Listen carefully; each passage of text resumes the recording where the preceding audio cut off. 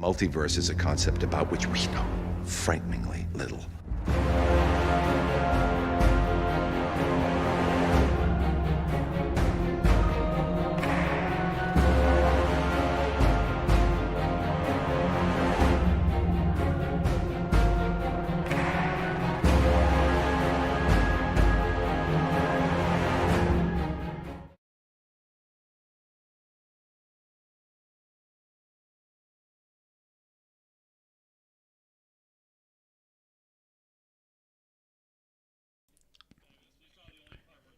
All right, welcome to Marvel Mondays, everybody. It's nice to have everyone back. Wait, hold on, you guys aren't unmuted yet. Give it a second. All right, there you guys. You guys can come in now. Okay. Premature celebration. Yeah. How's everyone doing today? I always celebrate prematurely. That's what she said. Oh, Yep. All right. Way early with the. It's Gorbin time. Oh shit. Already started bed. I mean, literally, we already started bed. What's it called? The stream wouldn't even get up. That's why I went mute for a second because it kept saying error, cannot communicate with YouTube. Error. Bad stuff. But let's hope that that's all that happens. So it's like we're like half chub. Yeah, I totally get it. Yeah. Half chub. Okay, no ladies on this podcast right now, so be as crude as you want, gentlemen. Okay, yeah, fantastic. JT, where's I was Miss about Cat? to just ask. Yeah. I know she is still enjoying her vacation, but she'll be back hopefully next week. We'll have to get her thoughts on Thor 4 next week. Yes. Yeah. Well, if you're out there listening, Miss Cap, we miss you, and we were really hoping we could see or hear from you this week, but we'll just have to wait. Yeah. Yeah. But, So everybody saw Thor. You know what's so crazy is my girlfriend surprised me on Friday because I was kind of bummed out because I was just like, dang, I don't think I have time to go see Thor, and I'm pretty sure they're going to be sold out. So then my girl's like, hey, I got us tickets for Friday, and I was like, oh my god, for real? And then she's like, we're going to Movie Grill. I was like, Go! coconut chicken tenders. Nice. Oh yeah, so Nice. I mean, I actually got to see it, and then Friday, and oh my god, man, I had such a busy Saturday, Seriously, I had to go to the I went to the Revolver Brewery. If you guys ever gone, sweet. Yeah. I've had them. yeah, there's different flavors and stuff. It was delicious. Some of them tasted like crap, but you know what? The Revolver, I'll still go to Blood and Honey. But definitely that was that. And then I went to this party after, and I'm not gonna lie, I was a bit drunk. So technically I pre-gamed it, but then I had 3 hours to just rest up. And when I went to that party, I was just kind of I didn't even want to drink anymore. But dang, it kind of sucked because half those people there, they were so gone that I was just yeah, I do a podcast, and then they I think they didn't really understand what that was at that moment because they were so drunk. Because they were like, "Oh man, I love pods. I like to smoke those things." At It was least you what tried, flavor? man. What Yeah, flavors? What flavors you got? And I was like, "I'm talking about a podcast, Marvel. So you got marbles?" And I was like, nah, dude, what are you talking about? This dude was so far gone that I just kind of was like, all right, dude, well, I'm going to go see somebody else. And then nobody was just like, oh, I don't really care for superheroes. I like real stuff. And I was like, So you're boring. Yeah, I was a boring guy. I was like, oh man, I'm so out of place here. No. Everyone else is boring, not you, dude. If you don't like superheroes, you're boring. But you know what though? I did get a few nibbles because then I saw some dudes playing Super Smash Bros. And I was like, "Oh, yeah! There they go! There they are." Hey, what's up, Rusty Sack? Oh, Rusty Sack. Rusty Sack. Rusty Shackelford, how you doing, man? Wow. Yes, cacking the balls. Rusty. No ladies, Yeah. just adding to the crudeness. Yep. Oh man, Rusty Hey. It's been a long Rusty day Sack today, is man. here. It has. It really has. Yeah. Oof. But what's it called? But anyways, let's get back to it. Welcome back to the new episode of the Screen Crusade. Not Screen Crusader. See, it's a long day, man. It's gonna be one of those days. But We are the Screen Crusaders. Welcome at Marvel Mondays. there you go, Marvel Mondays. There, that's what I was looking for. It's been a couple weeks. Yeah, I'm getting rusty, just like you, Rusty Shackelford. Just like Rusty. He's getting a rusty sack. No, Yeah. not the no. Extremely- Rusty. Yeah. Oh, Yeah. Stop. No. Put some And we're on a roll so far. So, All right. TextX Morty, what are the topics for today's show? So I brought up the bulletin board, of course, on screen, and they actually didn't have news till after this came out, and I do want to shove it in a little bit because Thor. Shove it in. Thor had cheese. You've been watching too much Beavis and Butthead, man. But who's playing the replay? No, I stopped it. Oh, Oh my goodness. I'm like, That I was hear me, myself. But anyways, so I didn't have any news until I finished with the bulletin board and such like that. And later that night, I saw there was a little bit of something going around online, social media and such like that. And it was pretty evident to me that this case came up, especially in the latest projects Marvel has had.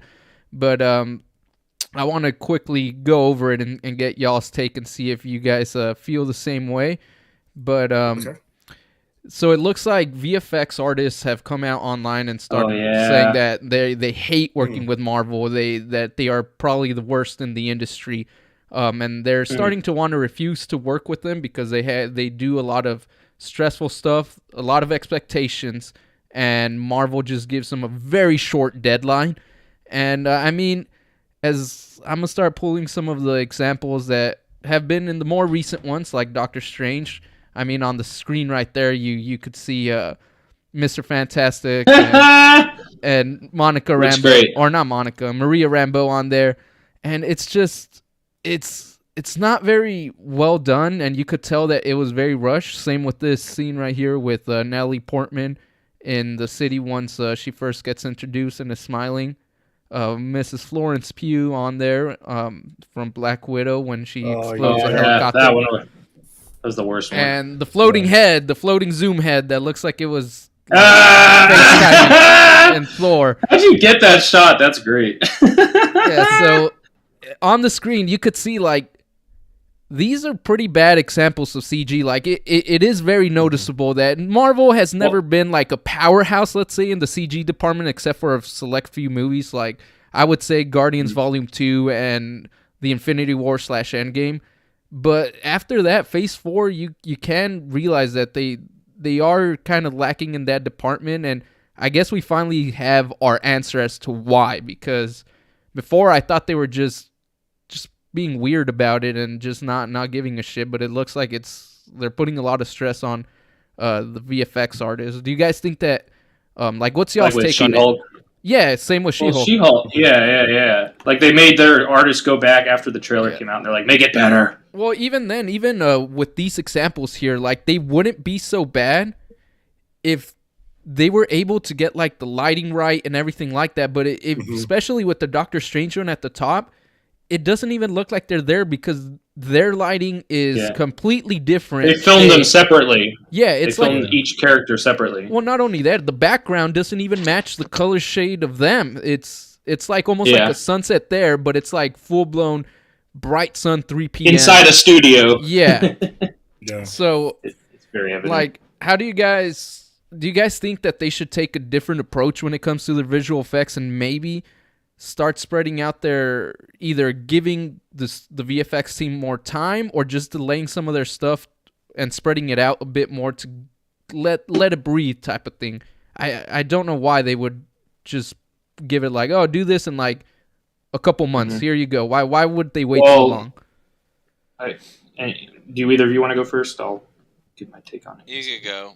Yeah, go ahead. Well, okay. So I was just going to say that because of the pandemic, a lot of these projects were already delayed, and the way that these like VFX studios work is they Marvel like will send out like basically the VFX people will bid how low they'll accept the work from Marvel. So like Marvel might be like, okay, we are looking to spend $5 million on this Miss Marvel show. Which studios will work for under that amount? And some will be like, ooh, well, we want the work. We'll do it for 4,700,000 or 4,700,000. And then the next company might be like, oh, we'll do it for 4.5 million. And then if nobody wants to go lower than that, then Marvel will be like, all right, sold to this VFX studio. You get to work for us. And now they like overwork all the people have like no time off. They work every 7 days a week and or long hours and rush deadlines and it's because of how much content Marvel's producing. They're producing easily 3 times the amount they normally do. Just like other contracts. I mean, it's not even just Marvel, Yep. dude. Everybody's trying it's to get everything. that. Yeah, everybody's trying to get that price going down. I mean, shoot, if you could get it done cheaper and they work their asses off, I mean, sure, why the heck not? They actually did it, but I mean, hopefully, like if they actually get some good recognition, then they will actually move a step above. And I guess now they realize, they're just like, look, we're not going to take this shit, and that's a lot of props for that. Because guess what? Like, I mean, dude, that's like everywhere. I mean, if we could do that in our jobs, I'm pretty sure we could probably say something like that. If we actually have that worth that they know. It's like, you know what, dude? Like, I deserve that raise. I deserve that compensation because guess what? I mean, it sucks. Like for these people that like you said, they put in all this time and effort, and dude, I mean, we're over here like complaining about, oh, it's taking too long. It's like, oh, we have to wait another month, or oh, they pushed it back. But to be honest, though, man, like I mean, that time that they're putting in, it's not wasted. Maybe some people are, how people sometimes they get lazy. But you know what though, like I understand that. Like I mean, those people that really are trying to get this done and to make it really good. I mean, that's the whole thing. Is just like I mean, now they actually understand their worth, and I mean, props to them. Good for them. Good for them. Like I mean, at least that they spoke out, because like I mean, at this point, like I mean, at least people would kind of be like, okay, maybe we should be aware about how we should treat our our employees, Contractors. Yeah. And also, contractors. That's it. Yeah. yeah, and also another thing is I think this is sort of Marvel's fault as well because as us fans and as us invested what Marvel's doing, they send out so many projects each and every year. That's like it's kind of hard to have these subcontractors do their VFX stuff because it's like so many products and maybe to kind of bid on stuff that there might be kind of critically acclaimed like products like Doctor Strange, Multiverse of Madness, or like some other No Way Home. Yeah, like No Way Home, and Yeah. I think this is all Marvel's choppy fault. effects. I think that Marvel is oversaturated the market. That it's hard for like contractors to kind of keep up with demand as fans, because we want this, and this all in 1 year, and Marvel is trying to satisfy our hunger with all these TV shows and movies and everything within this time frame of between 4 to 6 years that is causing stress on these workers, on these like human beings who kind of, are probably comic book lovers who kind of understand what Marvel's trying to do and trying to incorporate the stories, on screen. And they don't have time to do any of it because Marvel is such, a pinpoint stickler of making deadlines, making sure that we are following the rules of like having 3 to 4 movies each year and having 2 or 3 TV shows each year, trying to incorporate them in a nice stream timeline. So, I mean, all of this is Marvel's fault. I mean, I kind of congratulate, those contractors who wanted to, speak out, but it's all Marvel's fault. Marvel put themselves in this situation. Yeah.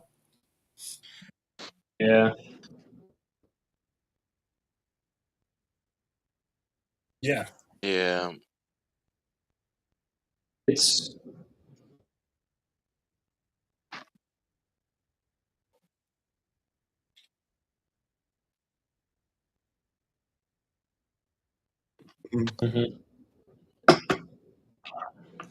but Bob Chapek is pretty greedy and he wants twice as many projects. And Yeah.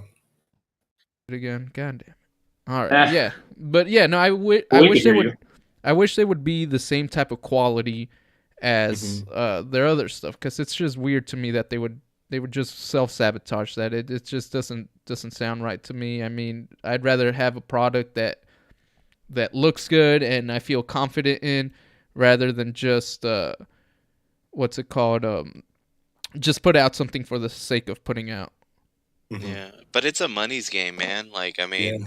it's all about that. I mean, if you can, it's understandable, but it is also unfair because it is. I mean, there's so much money How the world that works. does.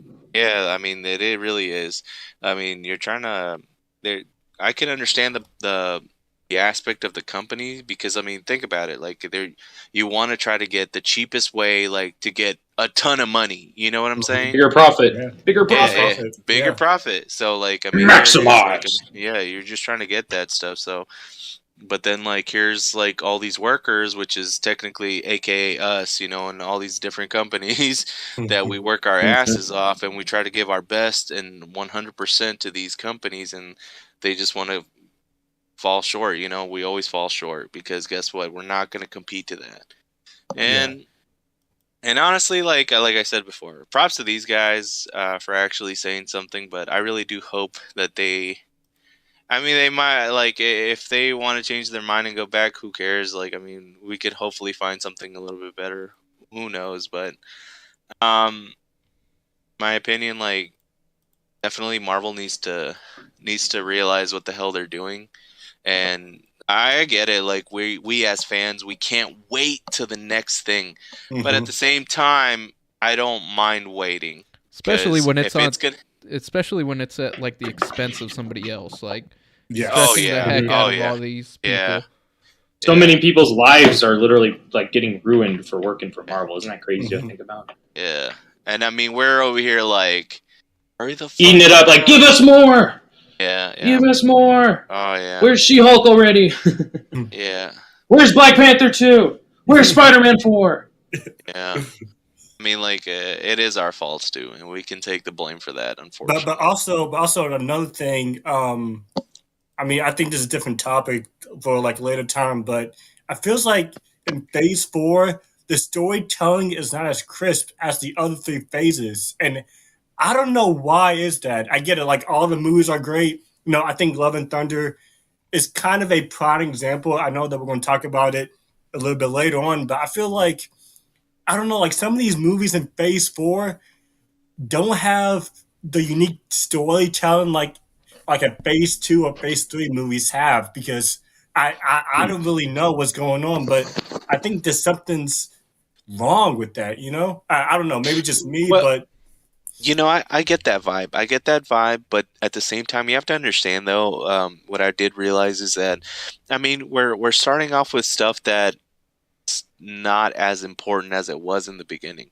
I mean, you got your beginners, you know what I'm saying? You got your beginners, your first movie of Black Panther, your first movie of Captain America, your first movie as the Avengers as a full, you know, Iron Man, Ant-Man, all this stuff. So it was, of course, it was like it was more, you know, attracting for us because guess what? Like, I mean, they were introducing the heroes, you know what I'm saying? yeah. So like, so that's why we were like, oh yeah, yeah, yeah, yeah, I want more, I want more. But now, like, it's kind of like what we have all been talking about, even for the last, you know, podcast, which is like starting to like die down. The hype is starting to die down a little bit, but and we are interested in the stuff for the future, but I mean, we don't really know if it's going to be any good or not. We're so skeptical about it. And I mean, like, even with some of like the stuff that we talked about, like with Daredevil and the what is it, the Marvels and stuff like Echo. that.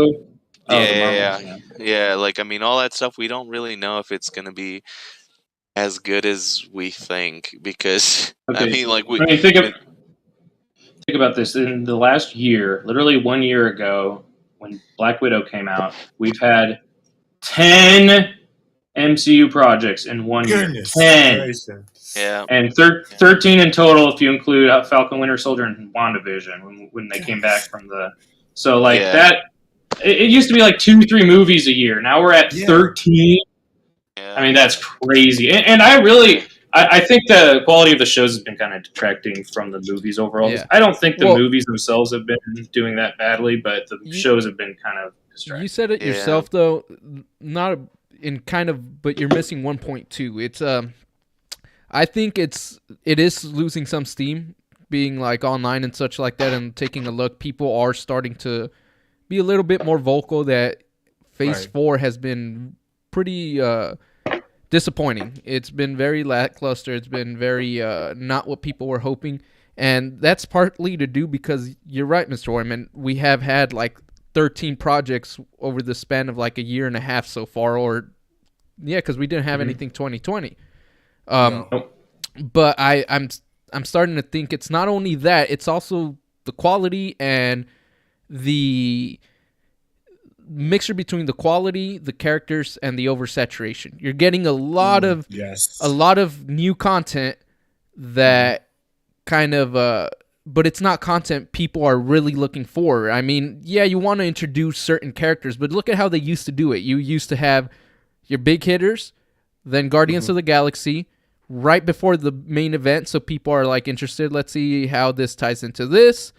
And you start introducing like breadcrumb style these new characters, seeing how well they're received.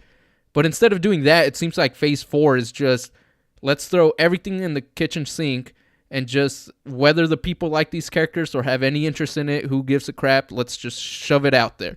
And it's a bunch of, again, so you're having a bunch of content based on characters that people aren't really familiar with, and a lot of people don't necessarily want. And on top of that, you're throwing them with stuff like Miss Marvel, to where it's not the best way to introduce her, because her show, just like most Disney Plus shows so far, has not quite hit the mark the same way Marvel used to. It does seem like it's a step down in quality, in budget. It's overall affecting how people go into the next big movie. Like, people start tempering their expectations a bit more. People will start being like, well, at least it's better than the Disney Plus. So you start kind of diluting the quality of what you have. And before, Marvel used to be just hit. Like, it might not be peak cinema, it might not be like something Martin Scorsese would like, but it was good. It was fun. It was straight to the point, and it was well made overall. It was well crafted. Yeah, and which is weird because like Spider-Man: No Way Home is the most universally praised movie of Phase 4 that everyone loves just as much as the Endgame or Infinity War. But to me, that is the movie that, from like a production standpoint, looks the most rushed to me. Like, I still think the movie looks pretty good overall, but it not like. If you compare it to every other Spider-Man movie, both the John Watts, the Mark Webb, and of course the Raimi ones, like the production quality was noticeably it felt incomplete to me. The movie, the script, actors, everything else was great. No issue there. But it's kind of funny how like even the most praised of the latest MCU movies is still something that could have looked even better and could have had more time spent on production value and effects and all that. But you see how even, like you said it yourself right there, even with it not looking the best as it could and being as polished, they still told a story. Movie, though. They still told a story that was really well received. They still had a character that people wanted to see. So I feel like it's not. With people. Yeah, I feel like even though you don't have the best CG, which I feel like they should wait and polish it a bit better. It definitely shows that the reason Phase 4 is just not hitting, it's a multitude of things. It's not just one singular aspect of it. Yeah. But speaking of not hitting the mark, I brought the bulletin board back up. Hi, Mark. And we are going to go into the big question I have. The first one. Where is Ms. Marvel even going? Like, we just had episodes 4 and 5, and we're one episode away. I already answered it. What was that? Ass. What do you mean you were ass? Going? Yeah, it's been pretty dreadful, I'll admit. Yeah, I mean, I it kind of gave me like the weird vibe of like what's it called, of like kind of like Moon Knight, where they just kind of like went to a different place and then they just like right off the bat just started kind of going really quick about shit.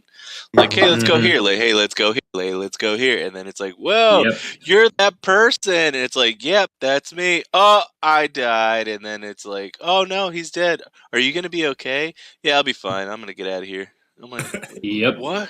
You're not wrong. Well, yeah, What but the fuck? it's even worse on this one because you Yeah. end up a being lot like, worse. we're going somewhere, and then you're like, you know what?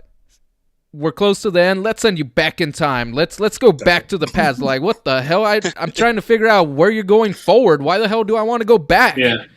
Yeah. Yep. Yeah. Like I don't give a rat's It's ass. like that whole episode should have been like a season 2 thing where she like finds out more about her grandma. After we get to know Kamala, we were just getting to know her, and the whole story just like episode Or 3 onward. even just- better, Yeah. cut out some of the damn filler or make each episode just like 15 minutes longer. And leading up to episode Thank you. up to episode Yeah. 5, Yeah. go do that backstory in segments in between each episode. They should have just made it. No, they should have just made it a whole little straight to Disney Plus, hour and a half long movie that just serves as an introduction to Kamala Khan to get you prepped. Hell, for the yeah, Marvels. that's all true. it should have been. Because it feels know like what? it's Yeah, I totally it get feels that. like we Yeah. don't need Instead of wasting 6 weeks doing it. Yeah, we don't need 4 hours and 6 weeks of getting to know this one character because honestly, she's not like Moon Knight where she has a very complex character to her. She's very straightforward. Yeah. So why on earth are you trying to make this long stretched And out thing? I doubt she's going to be the main character of the Marvels. She's most likely going to be a side character. Well, and it even feels like they're literally just like, oh, get ready for the side character. Even if she was or wasn't, it doesn't matter. Like you said it yourself, it should have been like an hour 45 minutes, 2-hour Disney Plus original movie where they just streamline her for you to get to know her for her future thing.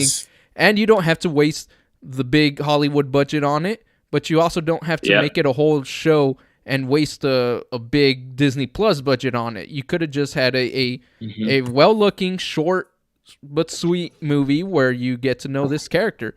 I feel like I'm getting to know her too well, and I don't give a rat's ass about what's going on. I don't even know where it's going on. Hell, I thought the big thing was gonna be that the portal opens and big Marvel third act type of thing, but then it was like a fart in the wind, man. They barely opened up the portal. Then the lady Kamran smells the fart. Yeah. And then she's like, He's like, oh, I got powers now. Yeah, and then the portal closes, and that's the end of that for now. Yep. What the hell's episode 6? What's the season finale going to be about? Damage control? The people who couldn't even keep Peter Parker locked up, even though they had actual evidence against him, like manipulated evidence, but they had evidence that he quote unquote killed someone, and they couldn't even keep them. So why should I feel threatened about damage control? That makes no damn sense. Okay, I think the reason why like Marvel is doing this because of this right now. Because we are Marvel fans. You watch anything and everything that Marvel puts out. All of this is for conversation. It's our fault. All of this is for conversation.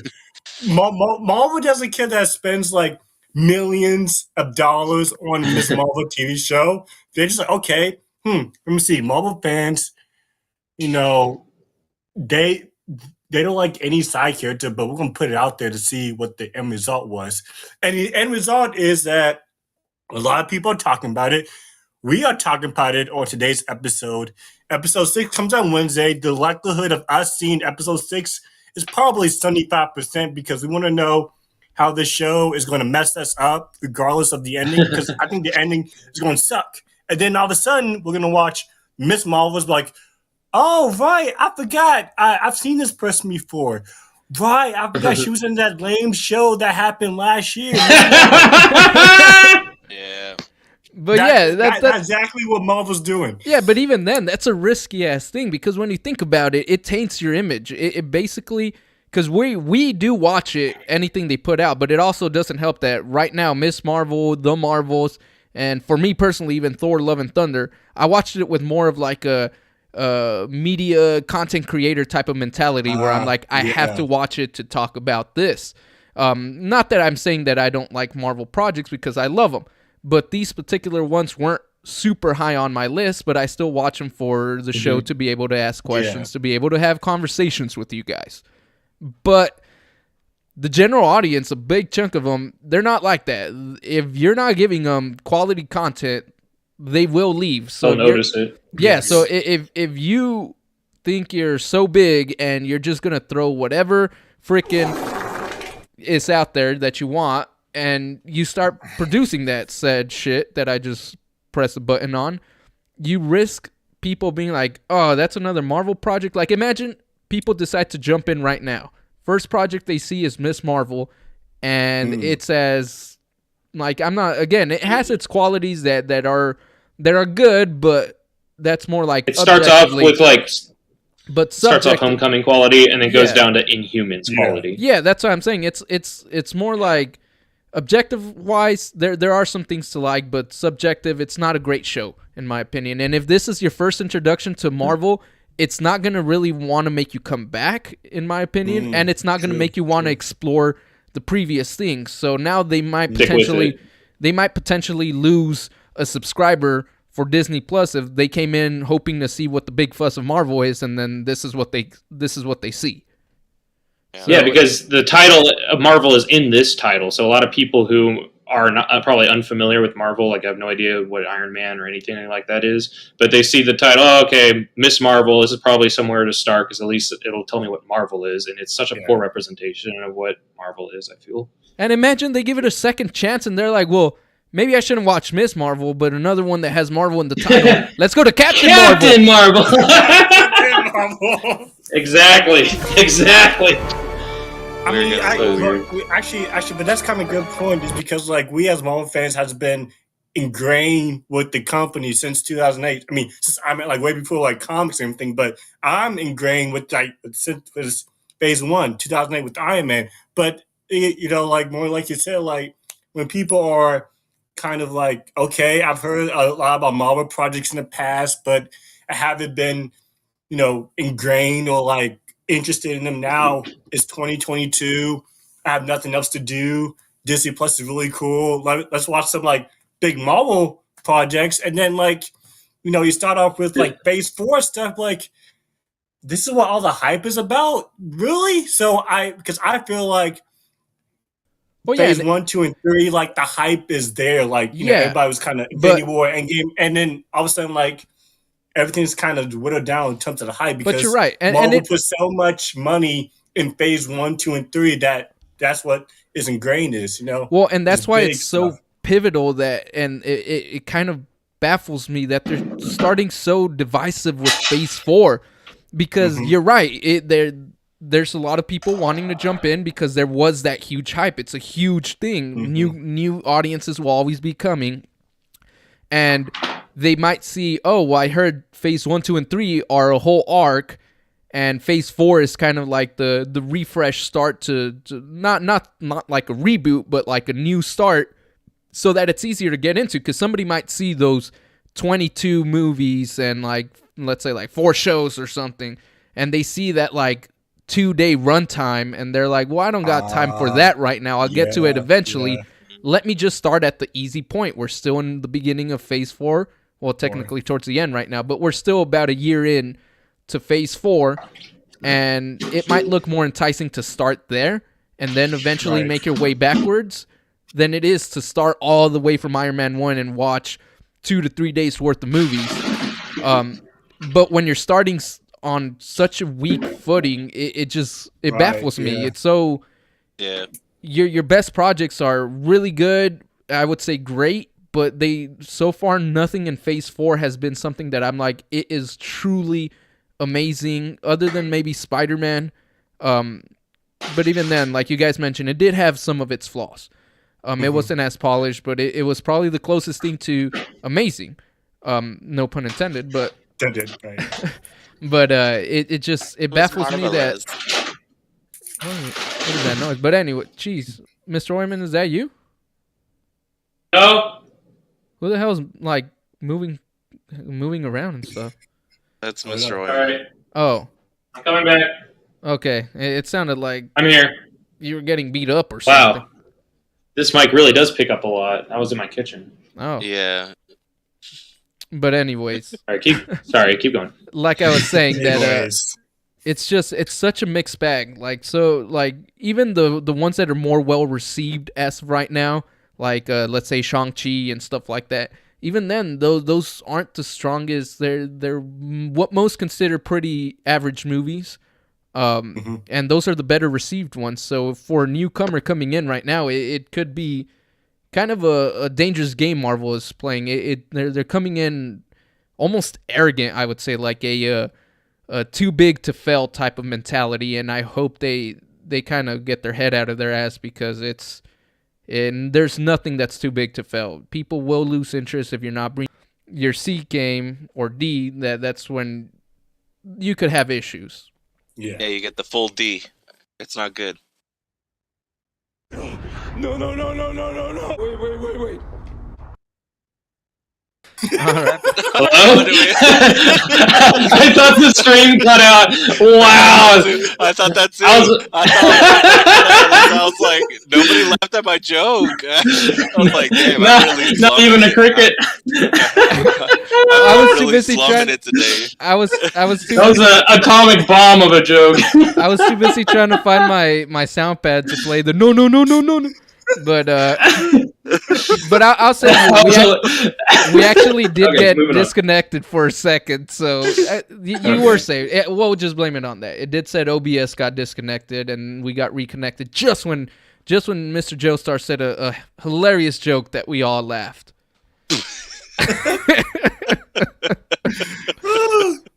We all laughed so hard the mics didn't catch any of it, so it sounded silent. Exactly, 100%. Yeah. But so I take it, like we've been saying, that Ms. Marvel, you guys are just as perplexed as to what the hell is even really the point of this, where it's going, why it exists, and why is it going so downhill. But anyone want to add any other thoughts Rachel about heard that? it. Oh yeah, Miss Cap heard it. She understood your reference. Yeah, okay, there you go. The full force. We don't slum it down there. So I'll just say this much about the last episode of Captain Marvel or Miss Marvel. The only reason why I think it could be worth watching, the only reason, is because it is the same directors who only did the first episode. They haven't come back and done any other episode, but they are directing the finale. So if the finale is at least watchable, then if I'm ever doing like a Marvel rewatch down the line, this is this kind of show where I would most likely only rewatch the first and very last episode and just skip everything in between. Whoa. What the hell?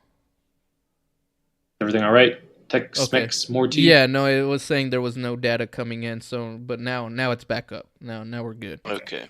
But I totally agree with that, though. Here's the deal, though, Mr. Oyman. Just because it's the same directors, is it the same writers? Can he save it? Yeah, can he save it? Can he save it? I mean, directors... No. I don't think you can save... The show's beyond saving. I'm just saying that if the last episode is at least flashy and entertaining, then it at least might be more bearable to sit through than the last couple. Yeah, I get what you're saying. But still, I personally... The show as a whole is like the worst MCU thing. It's one of the weaker things. It feels almost unnecessary. It feels... I don't even know how to explain that. I personally wasn't looking forward to it, but I know some of you guys were. It's like Iron Fist and Humans and early Agents of S.H.I.E.L.D. level. Like, it's just... It just doesn't feel like it belongs with everything else. But, I understand why they made it. That's cool. Yeah, but the thing about this, like, I was really looking forward to, like, the first two episodes. I thought they were really solid, and then like episode 3 was 4 was kind of okay, but this episode was like, are we getting a history lesson? Like for like 45 minutes? Are you serious? You guys are Marvel. You guys have history lessons. History lessons should be like in episode 1 or 2, and then the rest of it should be kind of story driven, action-oriented, character development episodes, but you put the history lesson before the finale. That doesn't make any sense to me. Yeah, that time travel stuff kind of came out of the freaking blue. I mean, honestly, like... And why does her band have that power?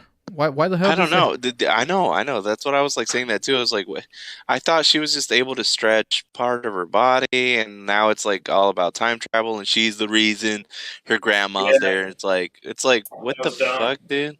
I was like, what the fuck happened? Like, Well, where? And not only that, but then they also did the whole thing. I think it was in episode 4, where they're like, "Oh yeah, you're not a djinn, actually." It's like, well then, why even bring up that whole subplot where she's like, "Am I a demon? Am I a clandestine? know. You're neither of Yeah. those." But am I an inhuman? We're not gonna say. So that makes me wonder. It's like, is the final episode gonna have Carol show up? Is the final episode gonna have Black Bolt and the Inhumans come take her to the Inhuman city, and she is an Inhuman, or I don't That know. might save the show. Who Turtles knows? too. Not if they just know. show up Qui-Gon Jinn style, and it's like, hey, we've always been here. Now let's get the fuck out of here. Like, no, no. That's actually a really good reference. I like that one. Yeah, it's like, where are you going? How could you get me more hyped? And if they bring in Carol Danvers, what's gonna be the reason she's gonna show up? Like, I get Yeah. that Miss Marvel is her fan, but how the hell would she know? She's never met this girl. She's never done. Like, is Bruno gonna call her and been like, hey, by the way, my aunt is Carol Danvers or some bullshit reason like that? It's Bruno. Bruno. It's just, I don't know. Talking about Bruno. It's literally, We It's- don't talk about Brian. No. it's literally like I'm only curious to see this last episode, not because I'm hyped for it or want to see exactly how well it is. It's just like, how the hell are you gonna wrap this up? Like, in Yeah. any meaningful way? How bad is it going to be? Exactly. It just, Yeah. I don't know. It's very strange. At least Stranger Things put it up as like an hour or 2 hours on the last 2 episodes. You know, they should have done something like that at least. If they hell really need to work. No, I'm just saying, like, for these shows, like, they need to put more time into it. Like, Well, 'cause, yes, like, I agree with it- that. But imagine, Yeah, imagine exactly. if you had a episode 6 of Miss Oh, no. Marvel and Oh, it's no, like no, 2.5 hours long.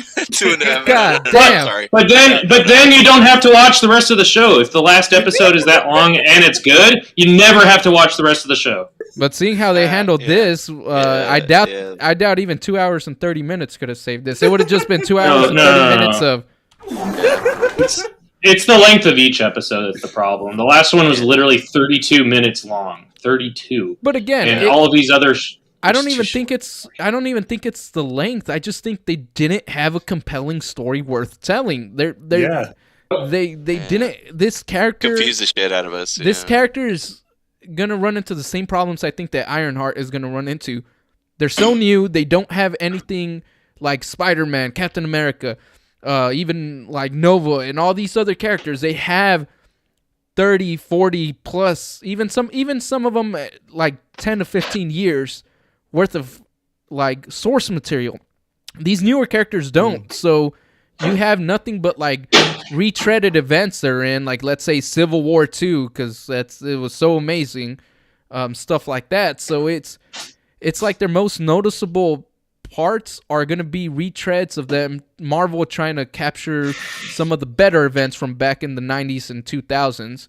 So these characters don't have anything to go off of. They're just not that interesting. Not to say they can't be. Maybe in 5 years, once they have 10 or so years, they might get the ball rolling even more, and you might have a story with this character worth telling for.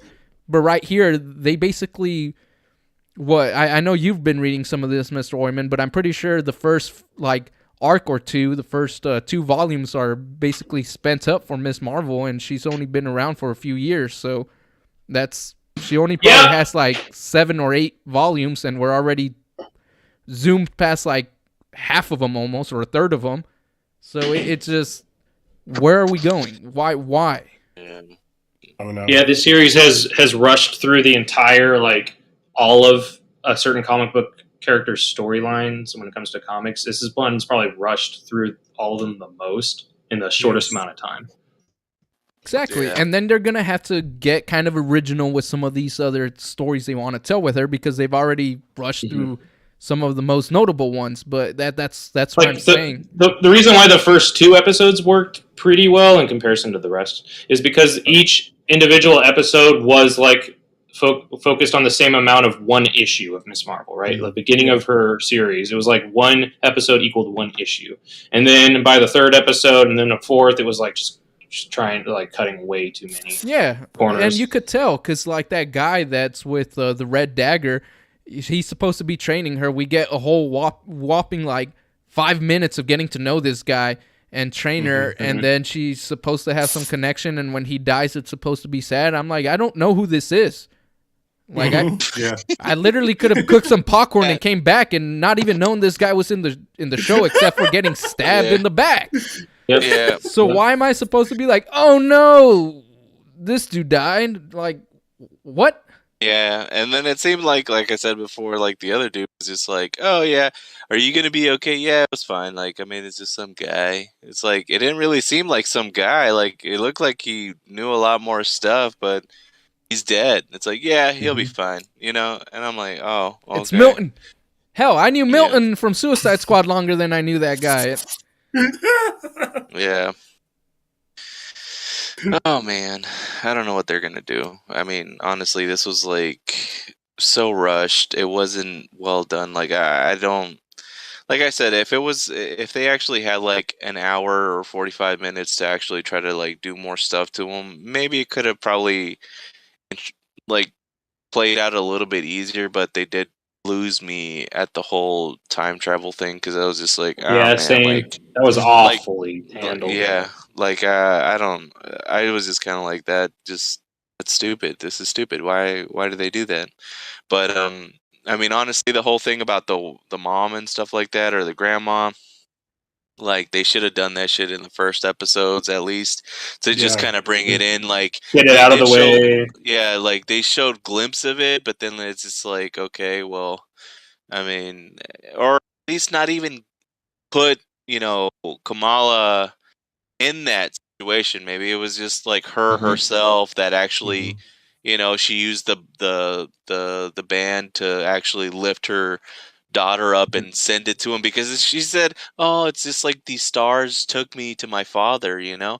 And I was like, oh, cool, we're gonna see that's what that is, you know what I'm saying? Like the mom is gonna take her, but then like she actually went back in time, and I was just like, the fuck? What's weird about that is that feels like something that would have been from the comics that they poorly adapted, but it wasn't. It was just something they poorly wrote for the show. Oof, yeah. I mean, I don't know how they're going to save this in this last episode, or at least kind of wrap it up. But I think the show's beyond saving, unless I don't even know. It's just at this point, everybody it's dies. a difference between are you gonna have like a solid turd or like diarrhea. There's no.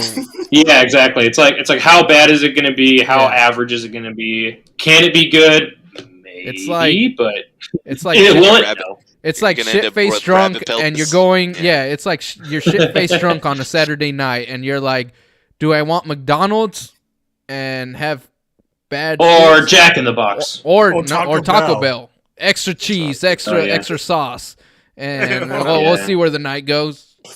Or Jack in the Box tacos. I don't know. Jack in the Box tacos kind of gets you there way quicker. Well, Jack in the Box, I think more of like stoners, like that Munchie Box where it comes with like nachos with like milkshake drizzled over. You're all making me hungry. I gotta go to Jack in the Box. They got that like stoner combos that's like, what the hell are you combining these things with? Like, is that a hamburger with the nacho stuffed out of it, or what am I looking at?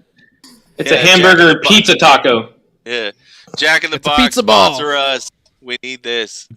Sponsor us. We need more munchie meals. We have ideas. We have ideas. That's exactly what they want to hear. Hey, you know the best advertisement we got? Marvel Mondays, where they said you're shit-faced drunk, and do you want to get shit from McDonald's or shit from fucking Jack in the Box? Hey, they knew what they were doing. Why do you think they called it a munchie meal? True. Mm-hmm. But anyways, let's get back into it. Yeah, let's definitely off get to the main reason why we're here. So why is it always me? So let's see. So we have a big question here. Oh, Thor came out. Oh wait, no. Don't Well, you- we'll don't- figure don't out you what do- it was, but why Don't you was dare trash talk it. why Don't- was don't Thor do it, dude. Love and Thunder so divisive? Like, why is Oh, here we go. let's Hold get on. down into the nitty gritty and find out what. As co-host, can I pick who goes first? Sure, go first. Or choose, Okay, go Tex-Mex Morty, you go first. Oh no! You don't want to start Yep, off yep. in nuclear No. mode. We need to start. Yeah, no, we need yeah. to start there. No, we need to start there so we can begin to rebuild as the episode progresses. So let's get out of the way. Go ahead, Tex-Mex Morty. Yeah. What were your thoughts on Thor: Love and Thunder? Thunder? It was better Thunder, than Miss thunder. Marvel, I guess. Oof. I mean, High that's praise. like that. I That's agree. that's like setting the bar super or the bar super low. But yeah, no, that movie. I wish they would just stop making Thor movies because that shit was trash. That thing was. I personally feel it was not good. It was an SNL skit that was almost 2 hours long, and there was no reason. There was no character progression. There was no nothing. Let me rephrase that. Try again. There was a very superficial level character development, and nothing was. It was just one big joke. It was, and I like joke, but the worst part it's one big joke that I didn't find funny. I mean, Mr. Oyman is my witness. I sat through the whole 2 hours, and who usually find even the most stupid things funny, You didn't laugh at a single thing. I did not laugh even once. I did not laugh. I thought. And I know why it was. It's because you came in already hating the movie. No, Yeah. I said I will keep my mind open. I'm not looking forward to it. You were trashing on it from the beginning. Yeah, but- you were. but here you I go. agree with that statement. Because my fears were right. That shit was the SNL skit, and not funny SNL. It's like more modern SNL. But it's what's it called? Ouch. It was not funny. I thought, like Ragnarok, even if I don't like the director, well, I do like the director, but not for MCU. But even though I don't like him, Ragnarok did get me to chuckle a few times. Not a lot, but a few times. This one, I thought it was going to be the exact same way. It'll get me a couple of times. Not even once. Not even freaking once. I felt like the humor was a lot more, I don't want to say childish. It was just stupid, Excessive? like brain dead, excessive toilet humor. Almost type of deal. What? Not even in the good way. Even like a good slapstick. It was a good slapstick. Oh I no, mean, it was the equivalent of getting a baby. Like they were treating me like a baby and thought jingling keys in front of me would work. Flashy colors, funny. Look at this.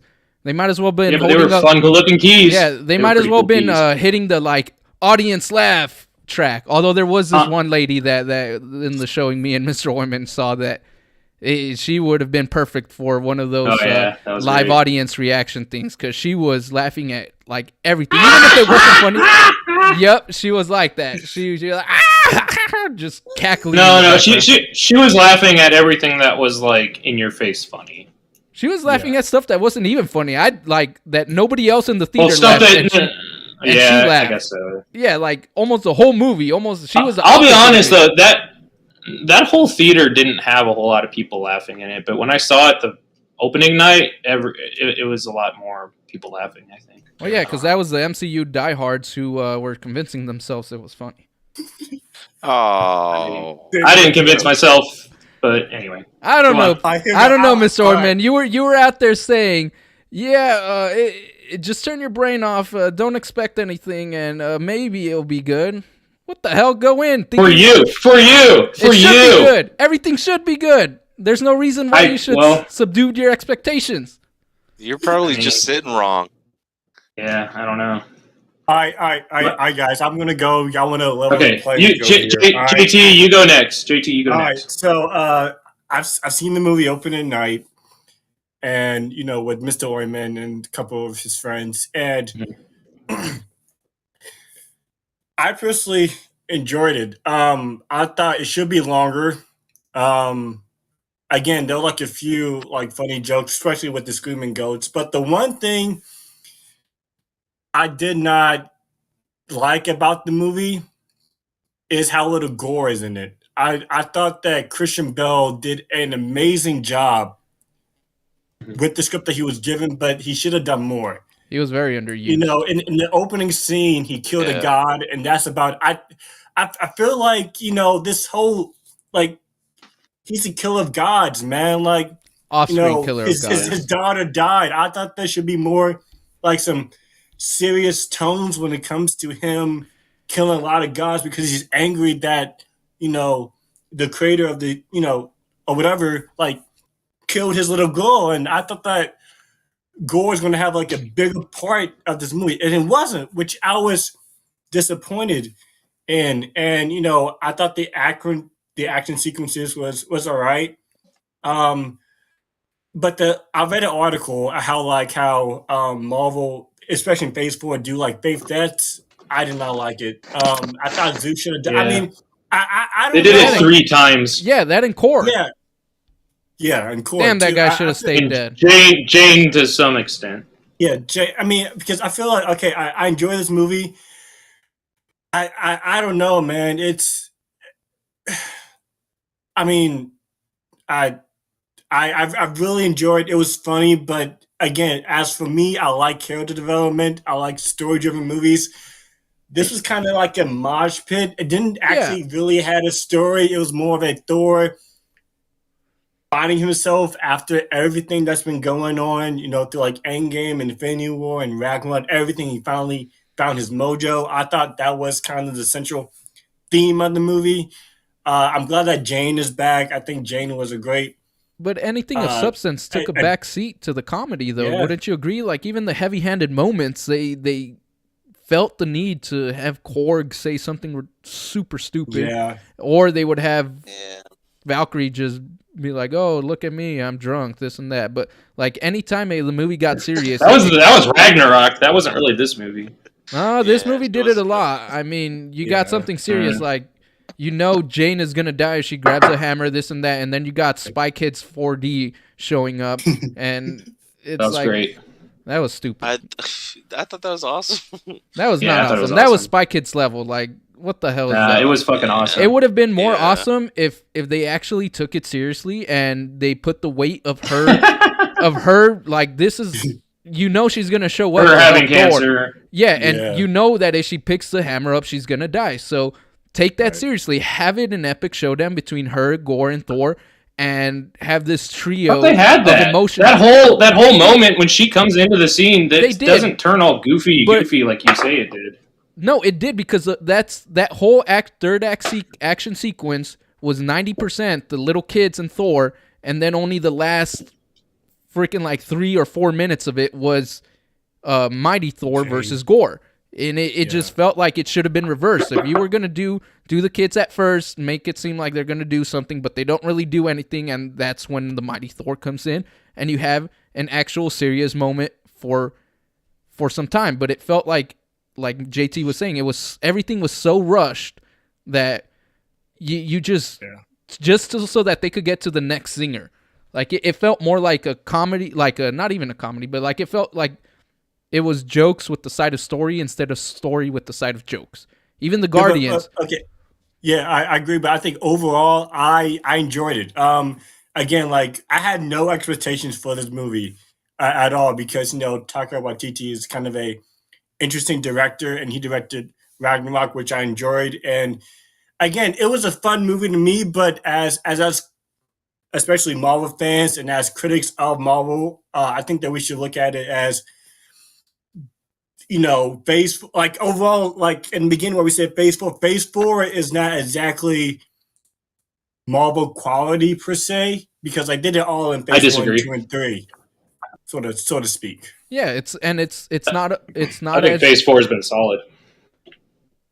again, I though, think solid is, Movie-wise. aspects. Movie-wise. even then, solid is, you can't go back No, to but the rest of the solid. MCU is just solid, too. I mean, it gets great at times, but But I'm talking about like early on. even early on, though, again, you can't go back to the same type of style you had in Phase 1 100% when you're already past that. There's a certain expectation that's demanded from you, and going, like, I understand that this is the rebuilding phase, but you have to hold it at the same level of quality as Phase 3. Even if the stakes aren't as big, you still have to have some sort of like not just cohesiveness, but some sort of like the other ones were hitting 10 out of 10. We might not be able to hit those. Let's dial it back to 8, but no lower than 8. And these have been like 6, 7. Like they haven't been hitting as hard as they can. And you cannot dispute that because, again, general consensus. You and I could dispute it as our own personal opinion, but overall as a whole, even this one, people loved Ragnarok. It could have stayed within the level. 81% fresh on audience for Love and Thunder. I don't think as many people are disliking this or splitting this as you feel. That is really low. That is for a Marvel 80% movie. is not low. That's majority of people like the movie. No, Puto, you're wrong right there. Dude. Yeah, no. Again, I actually looked into this. There's a lot more people saying positive things than negative things. Again, even if it is like. Again, 81%, there's a difference. It's what's good for the goose is not good for the gander. 81% for a Marvel movie is pretty freaking low. That's Ant-Man and the Wasp level low. And you cannot deny to me that when some of the lowest tier Marvel movies are regarded, Ant-Man and the Wasp is right down there. I personally don't agree with that because I like it. I love Ant-Man and the Wasp, but I am not going to put a cap on and lie to myself and say that that is regarded as a highly regarded, highly praised Marvel movie. And for Thor 4 to be at that level after Thor Ragnarok, which is, again, contrary to me, I didn't like Ragnarok, but I'm not going to lie and say that most people put Ragnarok in their top 5. I don't know why, but they do. And to go from top 5 to go to like the top 10 or top 10 lowest ones when your prequel was up here. Puta, the audience score for Ragnarok is only 87, and for Love and Thunder it's 81. How is that a big, like, the general audience is starting to feel split on things? Like, it's the exact... Love and Thunder or Ragnarok has been out for, like, 4 years, dude. So, over time, that score has the potential to drop. That is true. You do have a point there. All right, Mr. Johnny Joestar, you want to chime in on this? Yeah, let's hear it, Johnny boy. Yeah. It seems like everybody's about to get into a fist fight. Well, no. I love it. I was gonna say, Mr. Oyman knows me that I get heated, but I'm actually over here just pretty chill. Making movie, playing Zeus, and fighting around the world. Yeah, it's a lot of Love and Thunder around this bitch. Yes, sir. Yes, sir. A lot of Love and Thunder. But okay, so here is my opinion. I actually enjoyed it very much. It wasn't like oh my gosh, this is the greatest movie top of tier. all time. Yeah. But it was good and it was entertaining. Like that was the thing. It's just I will say, like, I kind of do agree with Mr. Oyman about the fact that you kind of went in there half-assed, one cheek expecting a little something but not really, and then the other cheek where you're just like, fuck this, because I know you weren't really hyped about it. So whenever people kind of go into a movie, I've been into some movies like that before, and it turned out to be a great movie because they delivered something that's true great. Yeah. But you were really raw dogging that thing. You were just kind of like, no, this is gonna be shit. Well, because I was like, the trailers made it look exactly what I was fearing. Like I got the trailers. Funny. Yeah. The trailers definitely show what kind of movie you get. I'll say that much. Yeah, and like I mean, it is like a slapstick. That's what I kind of got from it. It was like it was gonna be fun. Goofy space rom-com. Yeah. They always said it was going to be that. As soon as they announced it, Taika's like, I'm doing a rom-com, and I'm like, I know exactly what movie we're gonna get. Well, it did solid as a rom-com, but it just even rom-coms know when to balance the jokes and when not. Yeah, rom-coms are. There's a reason they died out. That's why they made rom-coms with superheroes. I mean, exactly. But still, though, I really enjoyed it. The only thing that I the only thing that I kind of got bugged by was the way Thor died. Really? Yeah, because like I don't know anything about like this storyline upon like with Thor and all this stuff and the Butcher, but like the thing is, it's like the way he died was just like so stupid because I was like, what? Like this dude's supposed to be like Gore? The killer of gods. Yeah. Like I mean, I was like, I thought like he's supposed to rule with an iron fist. Like this dude, like is not a bitch. You know what I'm saying? Like, he is gonna kill you. Like, he killed the other gods. Off screen. Yeah, Yeah. and Yeah, of course. that too, that bugged me because I was like, Yeah. okay, so the only one that they kind of showed who really got messed up through all this was like Lady Sif, and like she was like, oh my gosh, Thor, you're there. And he's like, holy crap, you're missing an arm, and like, and it's just like, what the hell? But other than that, like, they didn't really show him much, like, Yeah. really killing other gods, and I was like, ah, what a bummer. Like, I kind of wanted to see more of that. I thought they were gonna get into like the vicious side a little bit, which was I was just kind of like, okay, well, they kind of missed the mark there. Well, yeah. So I feel like he was really underplayed. That He was was the very only thing that underused. He was extremely underused. and that's the only thing that kind of bugged the crap out of me because, like, I mean, when you're expecting, because he's supposed to be kind of like, I'm not saying he is, but like he is supposed to be kind of like a Thanos. You know what I'm saying? Like Thanos is like he's a leader. He's just like so freaking scary that he'll kill like a bunch of people. You know what I'm saying? Like random people, and like that's how he did with Gamora's, like, you know, like people with, like, you know, all those green people. Like he just like slaughtered them all. And also like with, you know, at least with Ragnarok, I mean, the sister came in and literally killed like all the soldiers. You know what I'm saying? Like she was used properly, where she just literally killed everybody and killed his whole team, killed all those guys. And Killed I did the like the Warriors fact 3. that, like, yeah, that's what I'm saying. Like, and it was just kind of funny because Korg was explaining that. He's like, yeah, you know, she killed this guy, and then this guy, and then this guy over here, and that guy. And then it's like, yeah, dude, like, but where was the butcher? Like, where the fuck was he? Like, we needed to see more of that. Wow, where's my gore? I need I need a little bit of it at least. Come on, Disney, like you gotta do Well, something. that's the problem. It's Yeah. Disney, and so putting in a character called Gore the God Butcher, you already know you're not going to get nearly the amount of potential as you could at any other studio. Oh man, But if you're already putting that character in because he is in it, might as well just go with it. Yeah. I mean, it doesn't have to be. They like, definitely could have showed him killing more. That's for sure. It doesn't even have to be R-rated. You could At least still, one more, like just kind of like what he did to At least Valkyrie. one. Stab her in the back, and you can't even see this blade coming out of the other side.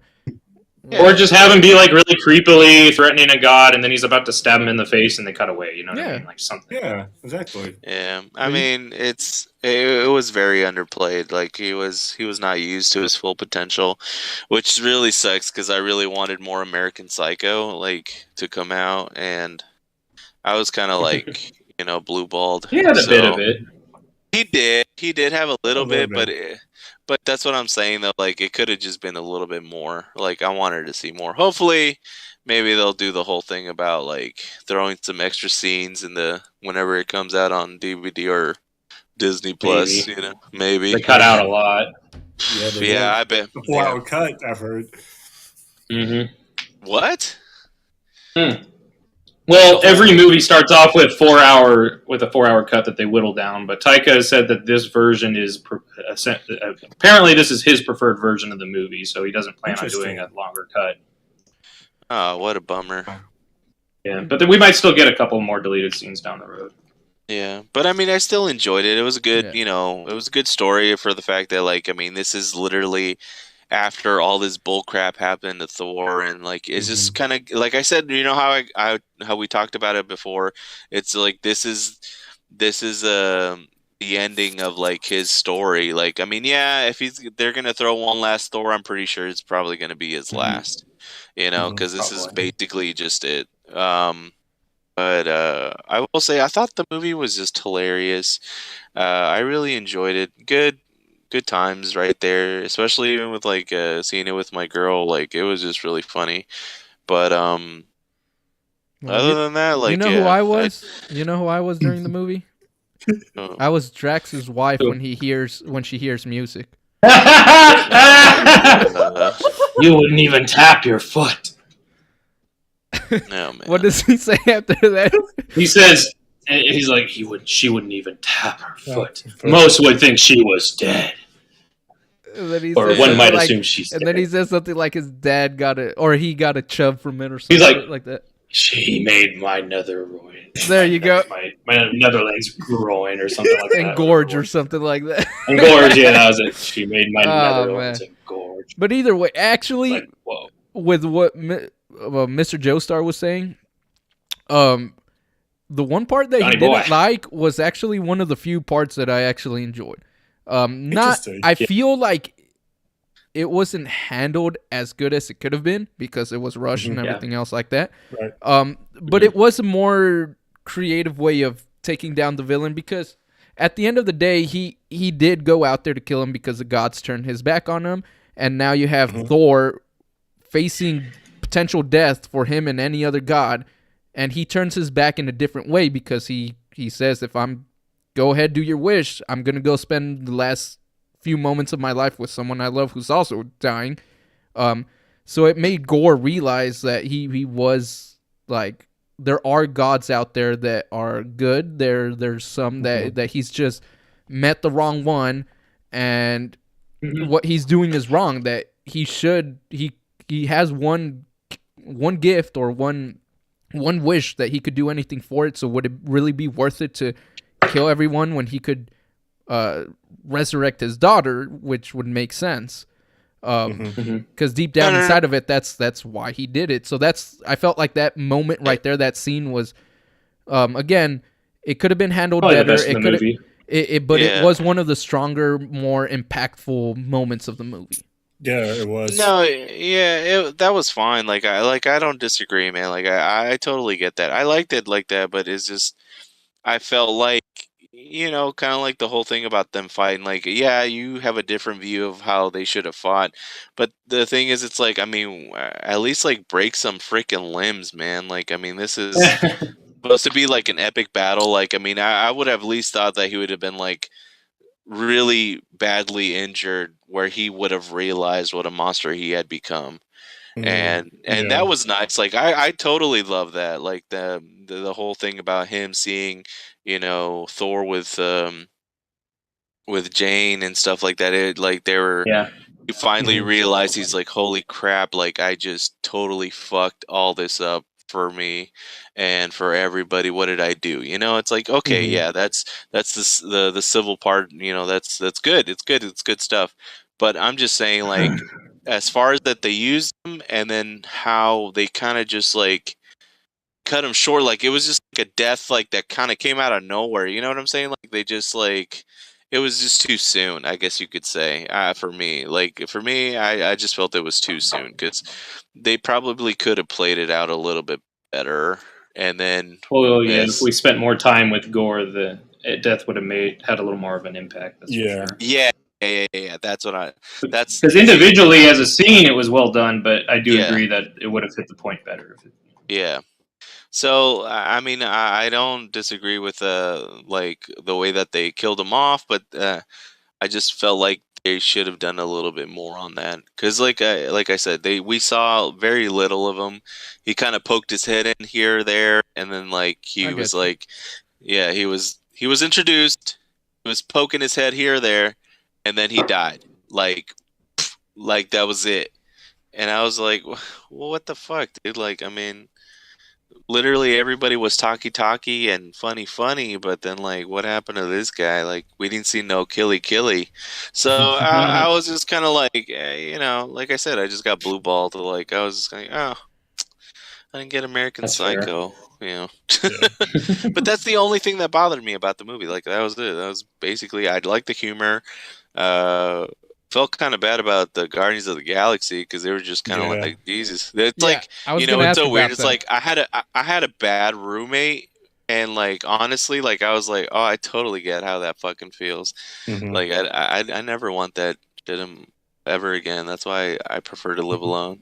Well, with my lady, of course, but she could be a bad roommate sometimes too. I mean, but definitely Thor. Good movie for me. Definitely could have done a little bit of stuff different with Butcher, but other than that, I'm totally solid. Okay, quick question. When it came to the Guardians, Yeah. I'll ask Mr. Oyman, I guess this one, because he hasn't been Okay. getting to talk much. Yeah.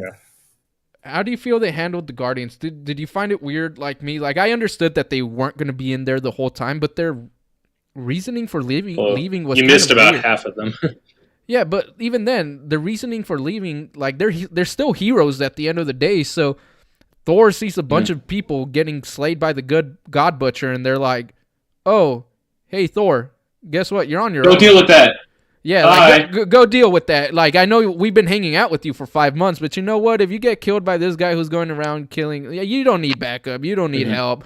Like, I just felt off that these heroes would just bounce on a friend after he sees a bunch of his friends being massacred around and people he knows being massacred by a single dude.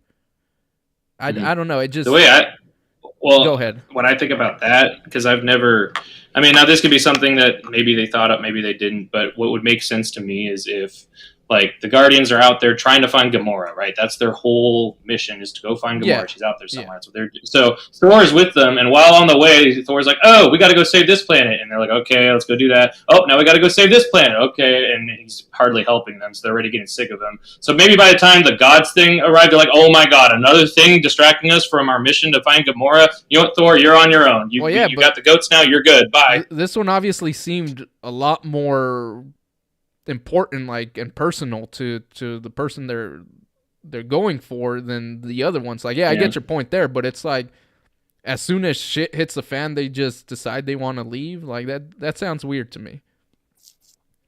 Especially because, again, they are still heroes at the end of the day. I just felt like it was more the movie trying to get rid of him, because obviously they're not Thor, but I feel like it could have been handled better. Maybe if they had a few more scenes, or they had a more legit reason to be leaving. But again, that's just me. I don't know how you guys felt about that. I mean, like, it was like a bad roommate syndrome. I mean, you gotta understand that, like, they were trying to do their best to even, like, that the whole scene, like, they were trying to Oh protect, yeah, like, those like they people. see gods. They're like, something's killing gods, and we can barely kill these bird people. Now we're out. You're on your own, bro.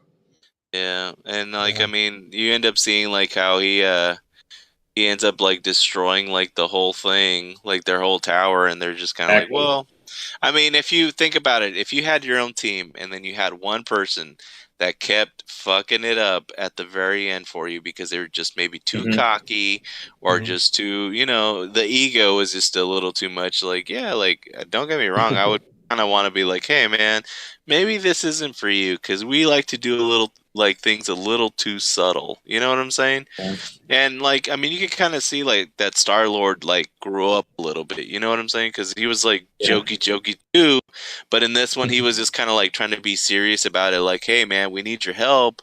But then this is like, oh, well, I'm going to take care of this. Check this out, guys. Woo, boo, boo, boo, boo, boo, boo. And, like, he destroys everything. And you're like, dude, what the hell? Like, we were trying to, like... It would have made more sense. It would have made more sense if Thor was the one to ditch them, because the Guardians are practically most responsible for why Thanos got all the stones and snapped. Both. Oh, yeah. I know. Nebula telling him about Gamora, and then Star-Lord stopping them from taking the glove off. It's like, Thor could be like, you know what? I've got this. You guys go on and do your thing. Yeah. I totally get that. But, I mean, it is the way that they played it out in this movie. I'm not directing it. I'm not producing it. That's their shit. But at the same time, like, literally, I still felt like, yeah, they did kind of, like, abruptly leave. But then again, though, Thor put it on himself for being who he is. And you know what? Like, I don't blame them. I don't blame them at all for ditching his ass. But Mr. Oyman, have you gone out and kind of gave your general thoughts about it yet? No, not yet. I've been waiting. Okay, go for it. Okay. All right. It's fascinating, everyone. All right. So I don't consider myself a critic. I don't really like tearing things down. I like to build things up. I don't really, just hate on things for not being something. I like to give movies the benefit of the doubt and just compliment them for what they do well. You can call that complacency. That's just how my brain operates. But by now, you should know what to expect of these Marvel movies. It is all the same basic formula and recipe. So when I look into these movies, keeping all that in mind, I like to see what all the directors can do within the parameters set forth of being a Disney Marvel product. So I think how you feel about the scene at the end where Thor empowers all of the kids with Zeus's thunderbolt, I feel will kind of dictate your feelings on the film as a whole. Now, yes, the film does switch back and forth from a darker tone to a campy, goofy tone quite drastically, but I never felt that they went too overboard on either side of that coin. For instance, for me, the jokes for this film worked better than for Ragnarok. At least I found myself laughing more on my first viewing of Love and Thunder than I did my first viewing of Ragnarok. And although Ragnarok did have a handful of jokes that really did work for me, the majority of that film I feel was just trying too hard to be funny all the time. And while I did expect that with this new film, I guess me kind of knowing that was going to be the case, I sort of just let the moments of humor wash over me. And a lot of them did work and some didn't. But you know, like I'll be honest, there were a couple I really, really did like the teen kids in a cage or Kraglin getting married on every planet that they visit. And I did like the sentience of Stormbreaker and Mjolnir. That was kind of a nice, fresh idea that they hadn't really done in the other films. But for every clever Cronin god sitting on a throne made out of scissors because rock beats scissors joke, you also have like a cringy dumpling god joke. Oh, so, that was a lot stupid. of jokes. That was just retarded. Yeah, that was easily the worst joke in the whole movie. But a good number of them did kind of just happen, and I might not have really minded that they happened because I just realized that that's Taika's natural sense of humor coming through in those scenes. They didn't really always make me laugh, per se, but I will say I did think the performances were really good all around. I mean, there were only about 5 central characters that they focused on rather than the usual, 8 to 10 that a lot of MCU movies like to juggle, but I think Hemsworth is just as good as ever for Thor. I love that he's brought to the character and how he's become a character who uses humor to mask the pain of all that he has lost. His aloofness is endearing to the character, and I think that he's still a smart character. I think he's still smart, even though I hear a lot of people complain about Thor being dumb in the movie, but I don't personally see how he's dumb because he knew about the Shadow Realm, he knew about eternity and where to find it, he knew what was best for Jane, but still accepted her decision to, against his best wishes, come join the fight at the end. And I think that he and Natalie Portman had very good chemistry, probably more so than the other Thor movies. I mean, she clearly had a lot of fun playing Jane this time around, and while she still handled the more tender, down to earth moments very, very well. And then of course you got Christian Bale as Gore, and while it's clear that they definitely cut out a lot of scenes for Gore, after all, it is a Disney movie, and I feel like they were already kind of pushing the limits a little bit with that character in terms of this being in a so-called family-friendly Disney comic book movie, but they definitely still made it appeal to a slightly older demographic with some scenes that had Gore, but overall... To be fair, though, on the family-friendly stuff, I mean, Infinity War did have, Thanos choking the life out of Loki and his veins turning blue and eyes lifeless. So we aren't 100%. They have shown violence before, and I feel like this one could have been a little bit. It's just the amount that they use. You had Gore ripping off that little creature's head, as opposed to that being the only kind of gross scene like that. In Endgame, it was Thanos getting his head chopped off, and for Infinity War, it was Loki getting choked out. But they always have a certain a shock moment of so-called violence, and if you're a family with small kids anyway. But I will say that as for the story, I like the parallel of the Necrosword choosing Gore to wield it while slowly kind of killing him, to that of Jane Foster having Mjolnir choose her to wield it while also killing her, and how these two come to their deaths. Yeah, you missed the beginning. And whilst killing her, and how these two come to their deaths at the same time. I missed that parallel. I didn't even think about it that way. Yeah, they come to their deaths at the same time. It just, I don't know. To me, it felt like something Taika thought through very well, and I liked how it was portrayed on screen.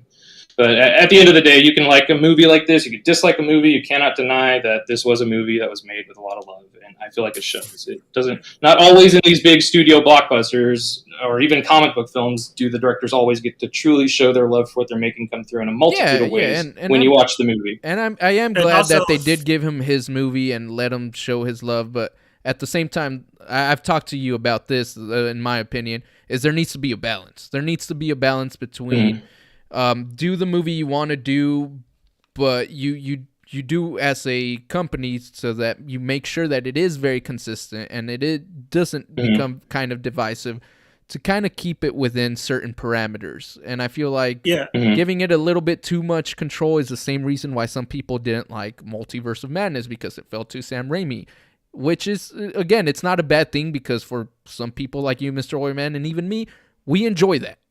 But we do. I feel like there has to be a balance. 90% give it to or 80% give it to the director, maybe 20% kind of put your foot down on certain aspects.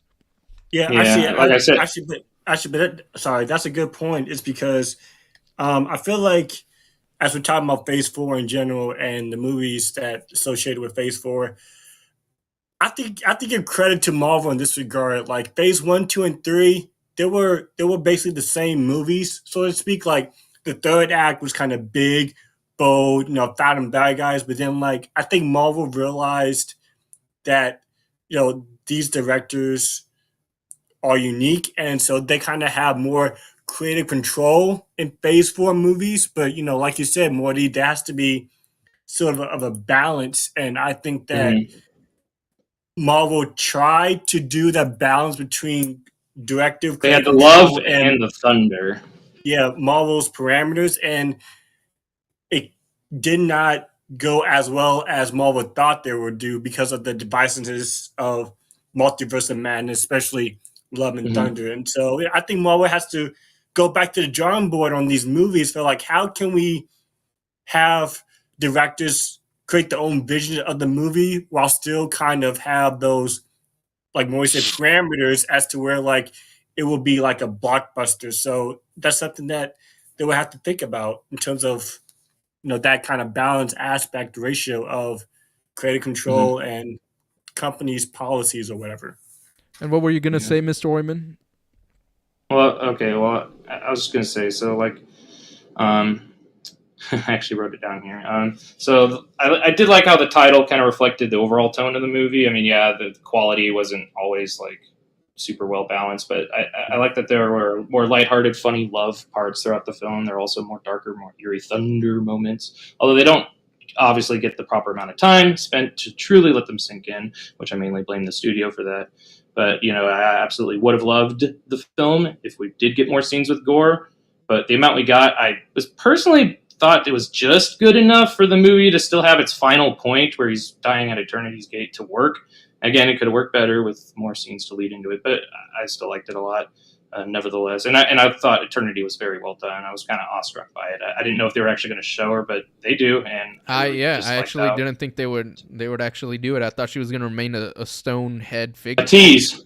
Yeah, or a tease for like way later. Yeah, Which, by the way, do you think when James Gunn wrote Guardians 2 and there's that scene where Ego and Star-Lord are like looking at everything, he's like, I can see eternity. Do you think that James Gunn was talking about this eternity? I used to think that, but I'm pretty sure if I remember correctly, I read that he came out and said, he's like, oh no, that just so happens to be Eternity in general. Yeah, like the word I was looking for, okay. I wasn't thinking in mind about the character Eternity. The Marvel. Okay.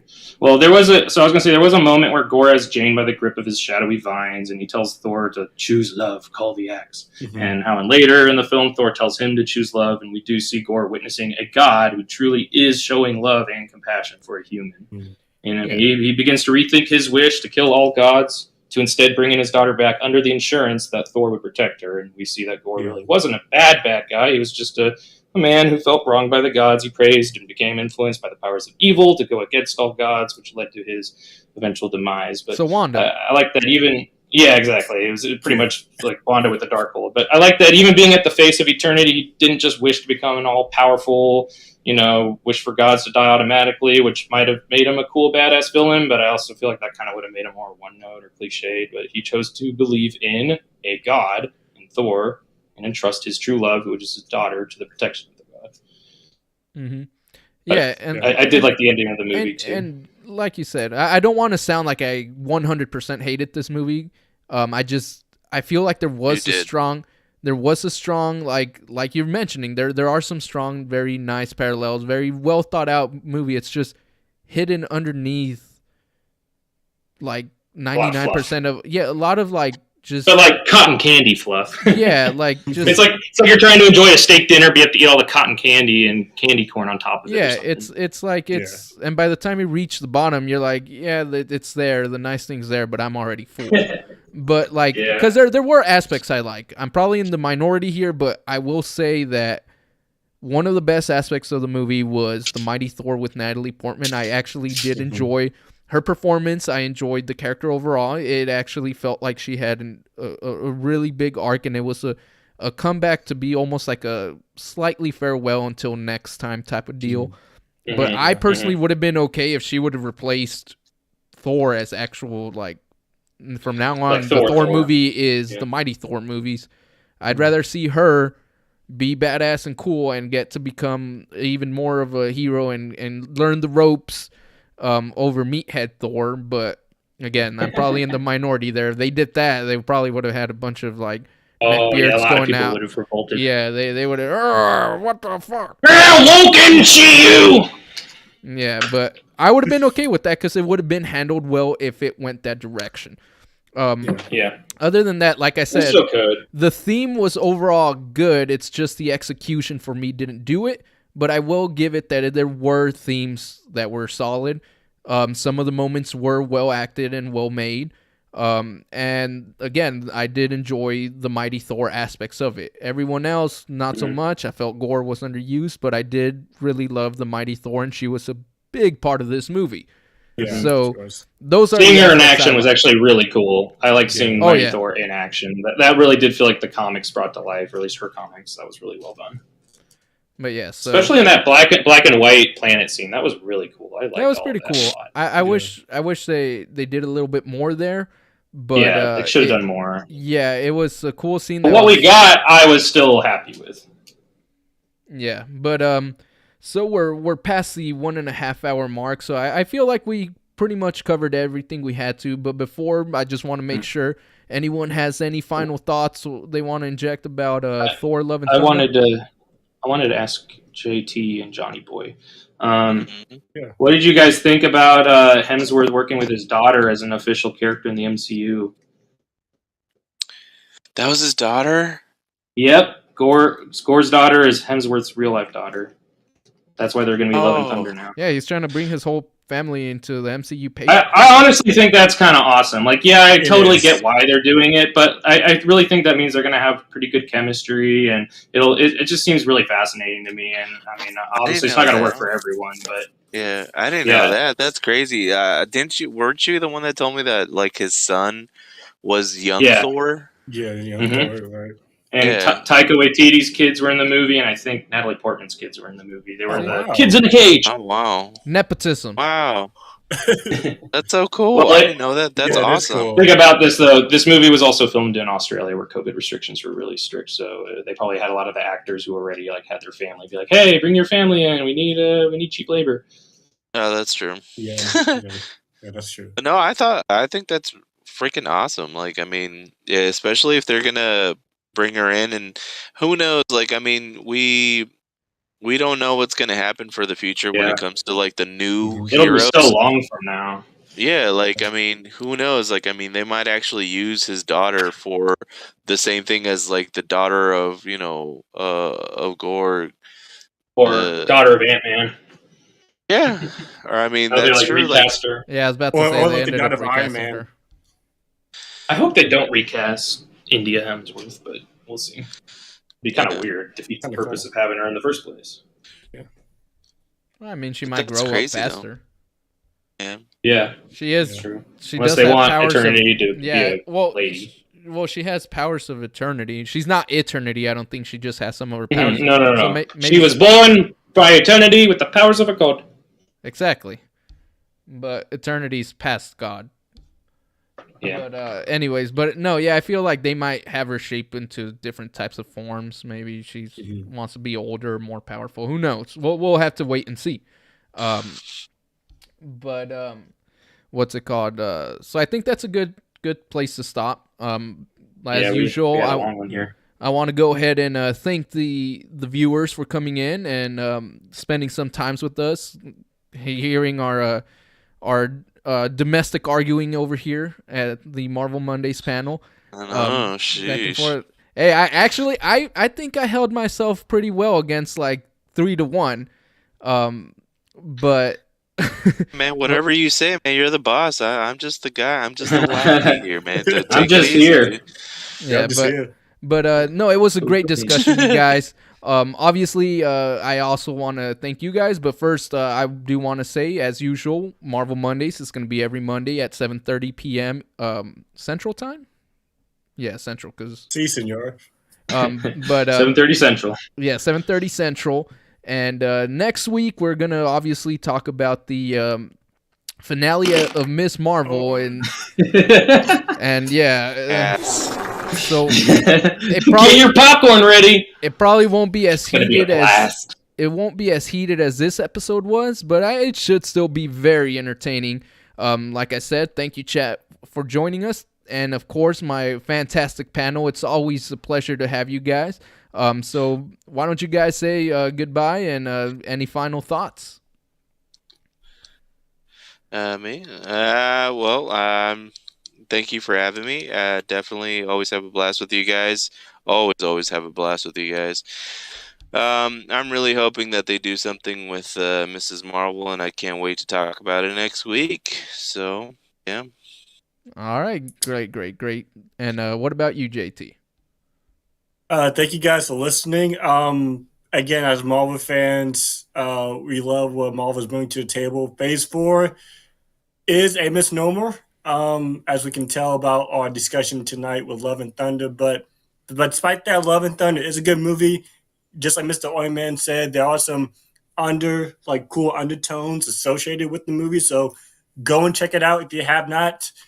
But Or save your see money you for guys. groceries. Oh, God. Or Disney Plus next month.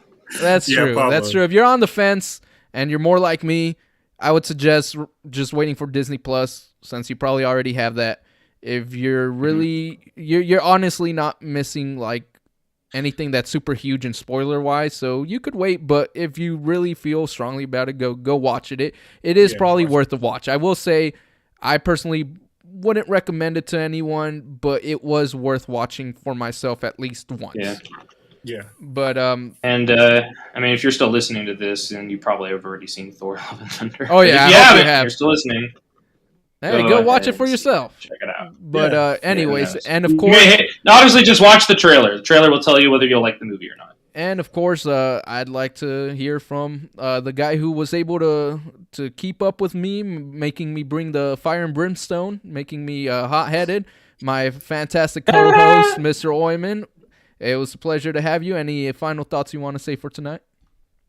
Not really, but it is always a pleasure to get to do these Marvel Mondays with everyone. Glad that we were able to talk about this shit, and I'm looking forward to talking about more shit next week and the week after that, and we just keep going. All right. Well, thank you guys again, and everyone have a fantastic week. We'll see y'all next time. Excelsior. Say that again. It's fantastic.